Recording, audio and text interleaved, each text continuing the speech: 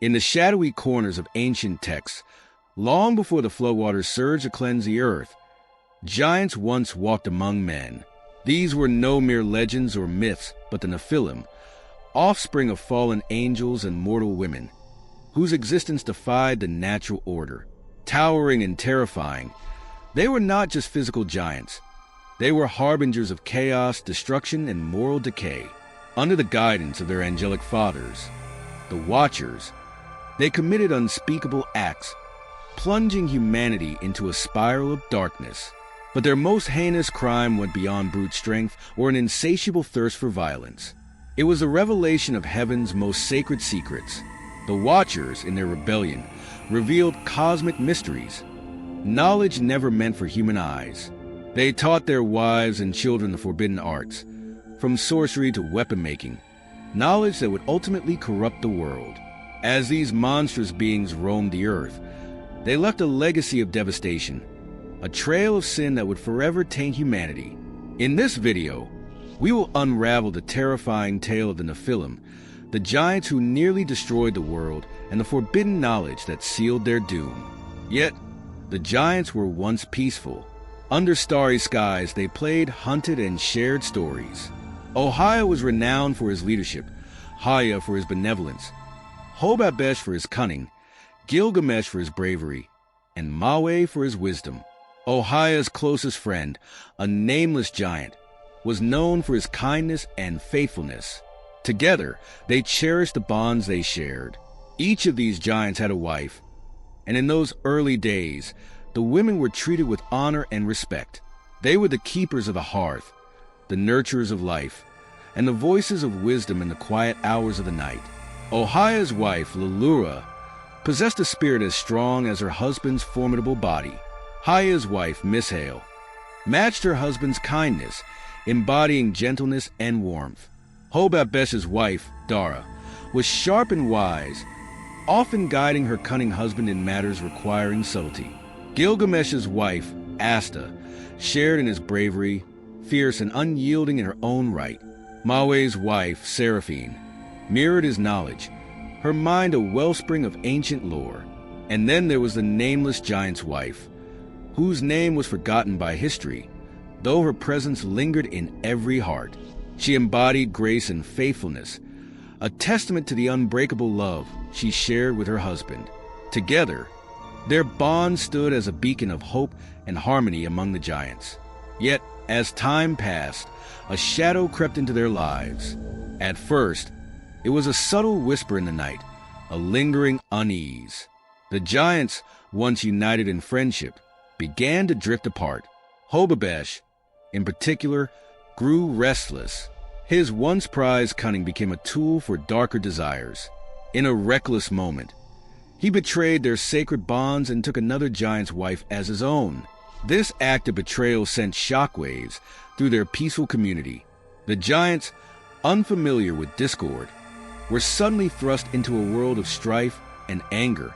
Ohia, their leader, was the first to confront Hobabesh. His voice, usually steady, now thundered with rage as he demanded an explanation. "Hobabesh, what have you done?"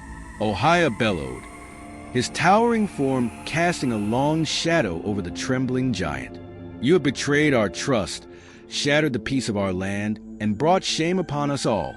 Hobabesh, ever sly, attempted to justify his actions. "I took what I desired, Ohia," he replied with a smug grin. "Is it not in our nature to claim what we want, to take what we need?" But Ohia was unmoved.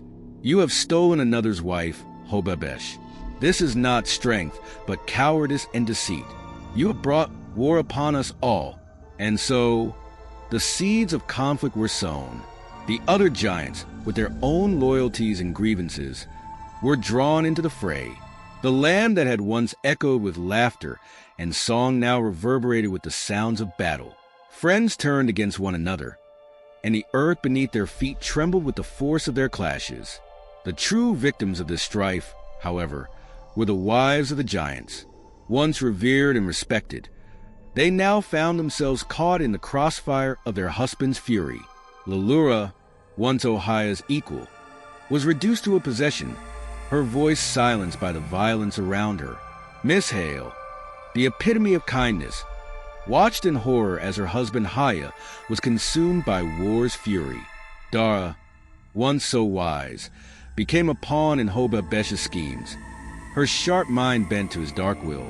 Asta, the brave, fought alongside Gilgamesh, but even her courage could not shield her from the battlefield's cruelty. And Seraphine, knowledgeable beyond measure, realized that all her wisdom was powerless to save her from the madness that now gripped her husband Mawe. The nameless giant's wife, however, suffered the most. Her husband, once renowned for his kindness and faithfulness, was now torn between his love for her and his loyalty to his friends. He tried to shield her from the horrors of war, but the relentless chaos around them made it impossible.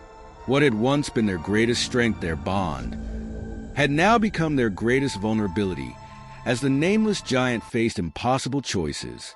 As the war raged on, the giants became increasingly brutal in their treatment of their wives.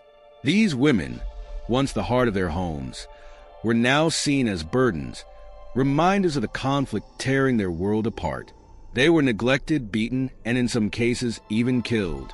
The giants, consumed by their rage, forgot the love they once shared with their wives. They forgot the warmth of their touch, the sound of their laughter, and the wisdom of their words. The once fertile and lush land began to wither under the weight of the giants' sins. The skies darkened, and the stars that had once watched over them with benevolence now seemed distant and cold. The rivers that nourished their crops dried up, and the animals that had roamed freely disappeared. It was as though nature itself could no longer bear to witness the cruelty of the giants, turning against them in silent revolt. In the midst of this growing darkness, the nameless giant's wife prayed for deliverance. Her prayers were not for herself, but for her husband, for the other wives, and for the land that had once been their home.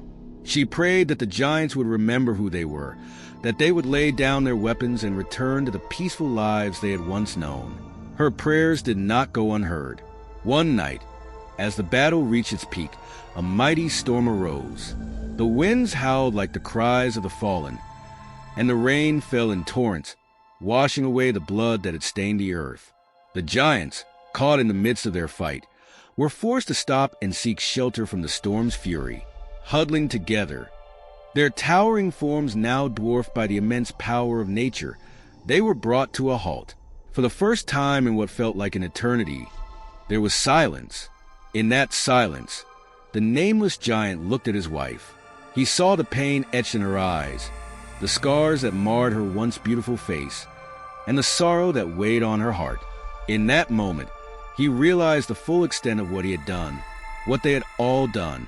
They had destroyed the very things they had sought to protect. Their lives, their loves, and their land.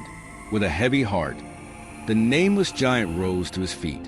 His voice cut through the storm, strong and clear. "Brothers," he called, "we have lost our way. Our anger and pride have consumed us, and in doing so, we have destroyed everything we hold dear. But it is not too late. We can still turn back, make amends for our sins, and find redemption." The other giants listened, their hearts heavy with guilt and regret. They looked at their wives, the women who had stood by them through the darkest of times, and realized that the nameless giant spoke the truth. One by one, they laid down their weapons. They knelt before their wives, asking for forgiveness, and vowed never again to let anger and hatred rule their hearts. As they did, the storm began to calm, the winds died down, and the rain ceased to fall. Slowly, the land, scarred and broken, began to heal. But the damage had been done.